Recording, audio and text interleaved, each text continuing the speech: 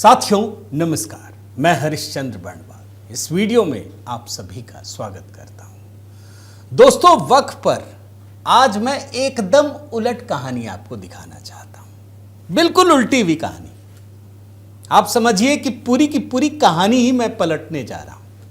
अब तक आपने जो कुछ भी देखा उससे एकदम अलग कहानी।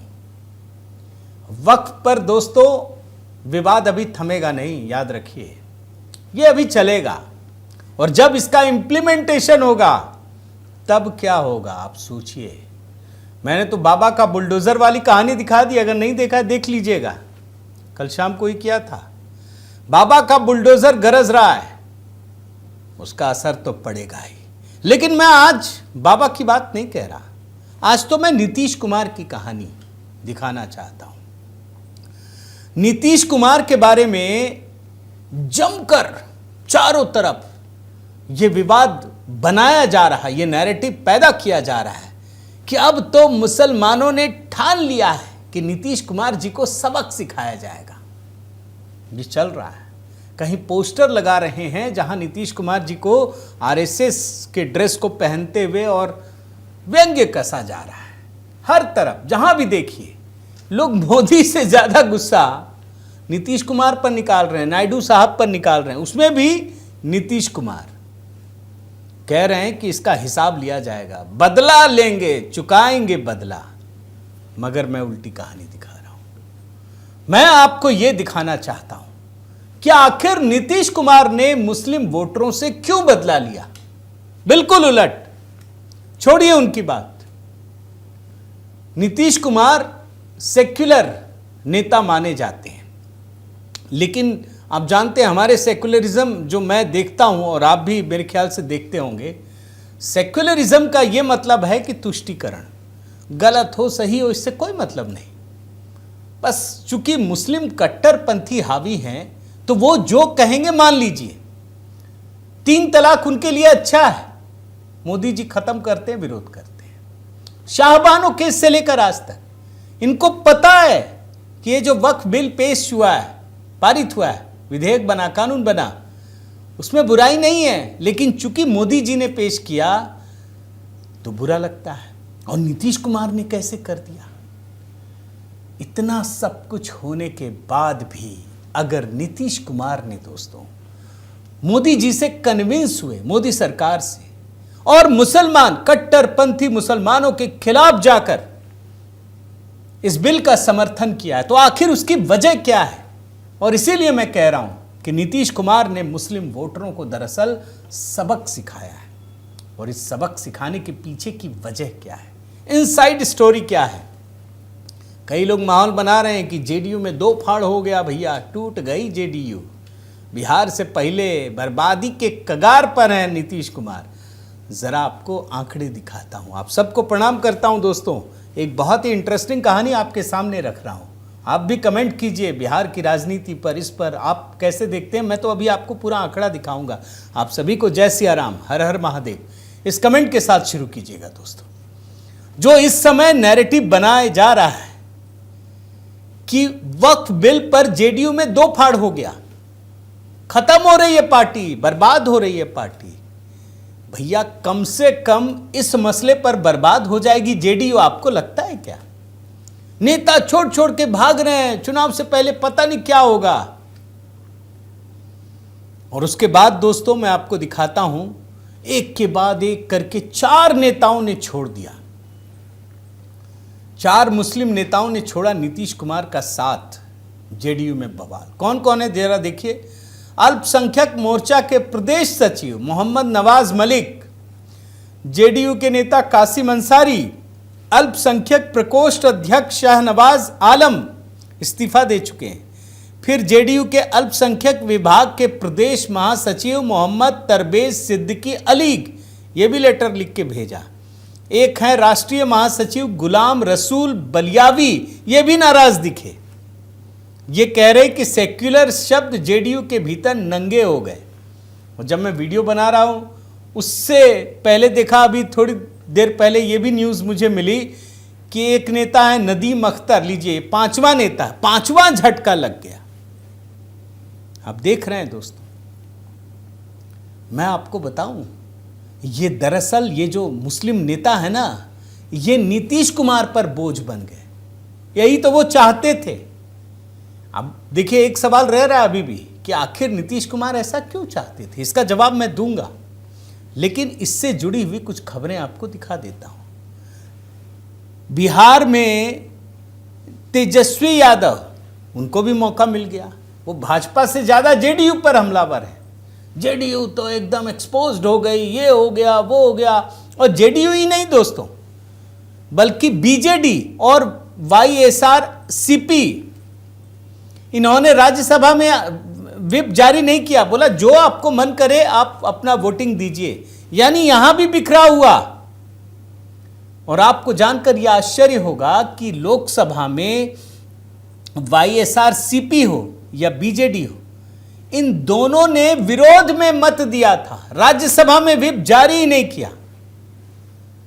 अब सवाल यह है दोस्तों कि उत्तर से लेकर दक्षिण तक ऐसा क्या हुआ कि पार्टियों को वक्फ का समर्थन करना पड़ा।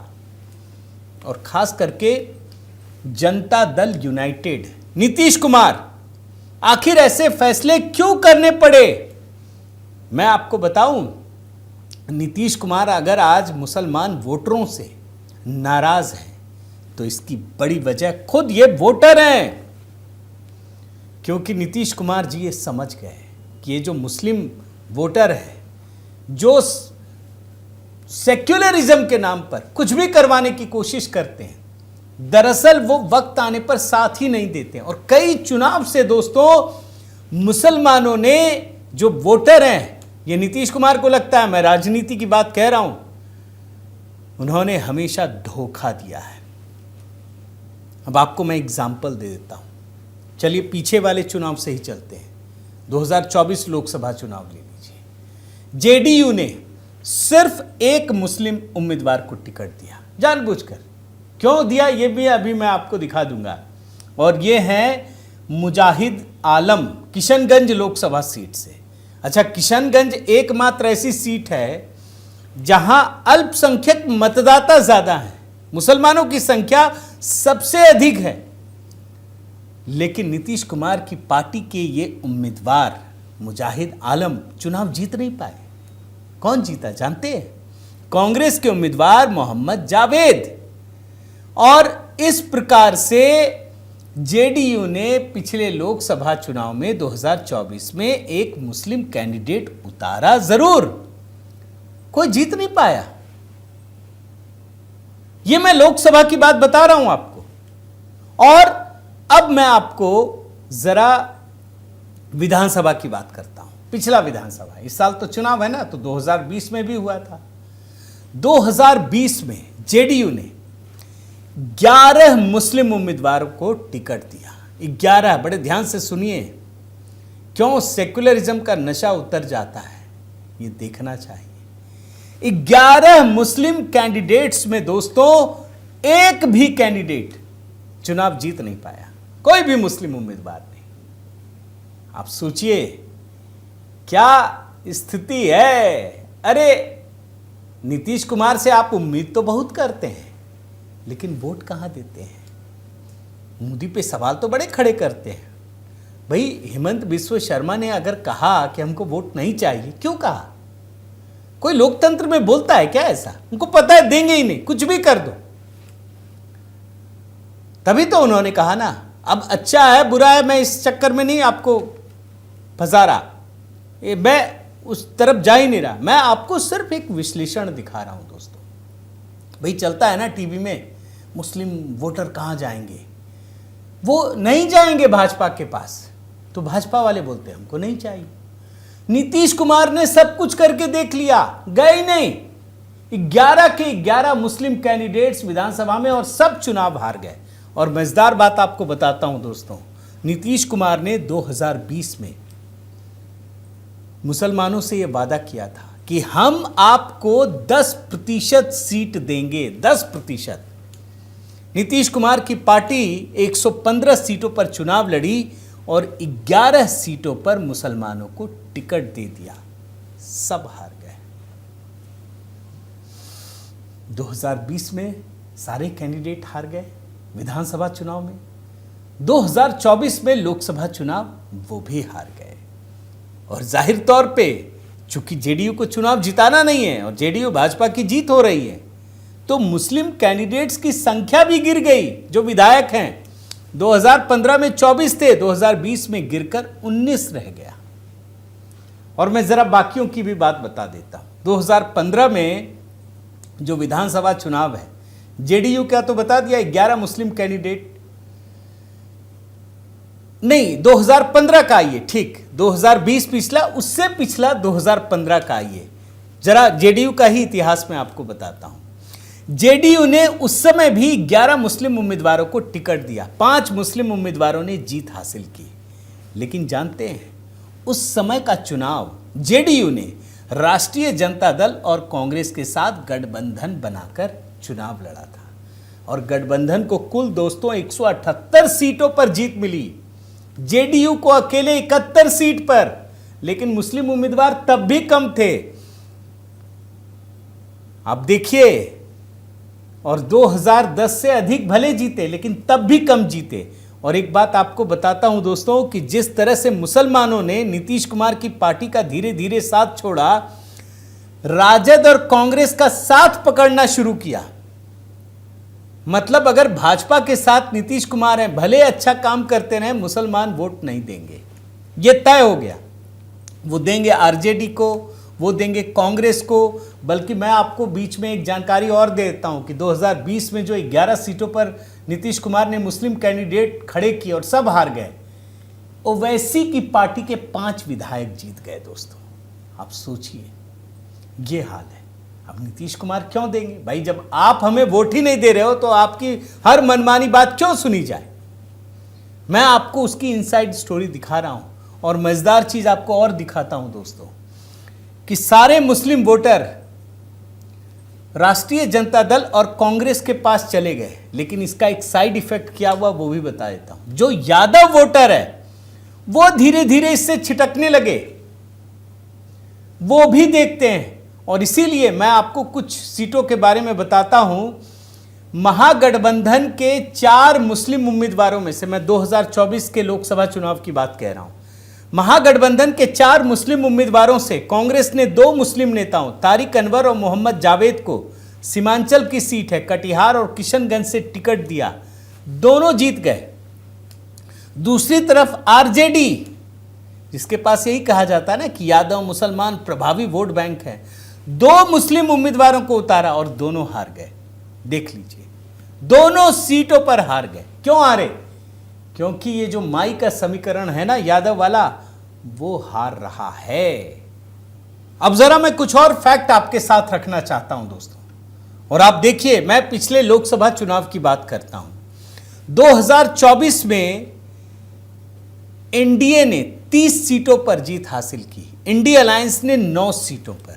और इसमें अगर सीटों की संख्या बताएं तो बीजेपी जेडीयू दोनों को 12-12 सीटें, आरजेडी को 23 में से 19 में हार का सामना करना पड़ा, 1 सीट निर्दलीय के खाते में गई। अब एक बात सोचिए, मुसलमान मतदाताओं ने तो नीतीश कुमार को छोड़ दिया, यही सच है ना? क्या फर्क पड़ा? कोई फर्क नहीं पड़ा। नीतीश की जीत में कोई फर्क नहीं पड़ा दोस्तों, यही सच है। बल्कि मुसलमान वोटर इंडिया अलायंस के पास गए तो यादव वोटरों ने उनका साथ छोड़ दिया, ये सच है। और यहां पर एक और महत्वपूर्ण चर्चा करना जरूरी है।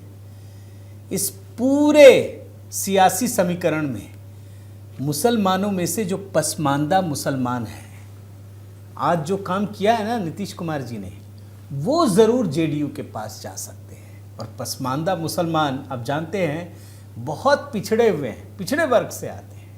मुसलमानों में भी उनके पास कोई हक नहीं है, उनको कहीं प्रतिनिधित्व तो नहीं मिलता। और मैं आपको ज़रा इनके भी आंकड़ों को दिखाता हूँ। बिहार में जाति सर्वे में 73% मुसलमान पिछड़े वर्ग के हैं। जो बिहार में कुल मतदाता हैं 2024 के लोकसभा चुनाव के हिसाब से बताता हूँ, 7,64,00,000 करीब करीब। और इसमें मुस्लिम मतदाताओं का अनुपात 17.7%। और इसमें भी टोटल जो मुस्लिम वोटर हैं दोस्तों 1,07,00,000 करीब करीब, अनुमान मतलब थोड़ा आगे पीछे होगा। और इसमें अगर पसमानदा की बात करें तो 70 से 85% पसमानदा मुसलमान हैं, जिनकी संख्या 70 लाख से 91 लाख के बीच आती है। अब इस बिल में समर्थन करने से क्या हुआ, इस बात को समझ जाइए। नीतीश कुमार, जिन्हें मुस्लिम वोटर लगातार छोड़ रहे थे, नीतीश कुमार ने उनको एक मैसेज दे दिया कि जब आप हमारे साथ नहीं हैं तो हम आपके साथ क्यों खड़े रहे, गलत में भी नहीं खड़े होंगे। अब दूसरी बात सुनिए कि इस बिल के पास होने से मुसलमानों में, जिनका प्रतिनिधित्व बहुत कम है, जैसे पसमानदा मुसलमान, अब उनमें अगर जरा सी भी हलचल पैदा हुई ना तो नीतीश कुमार जी को फायदा होगा। भाजपा को देंगे नहीं देंगे मुझे तो नहीं लगता, मतलब आपको लगता हो तो बताइए।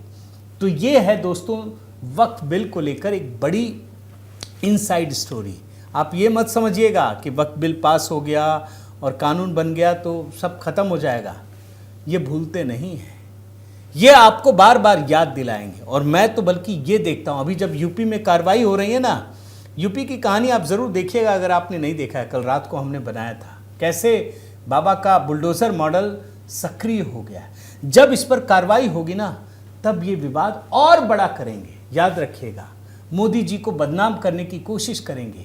और अगर चुनाव में ऐसा होता है तो मैं मानता हूं दोस्तों जो सामान्य वोटर है उसको भी तो दिखेगा ना आपके साथ जो ज्यादती हो रही है, और उस ज्यादती को ये कानून की आड़ में उसे बनाए रखना चाहते हैं, ये आम जनता को पता भी होना चाहिए।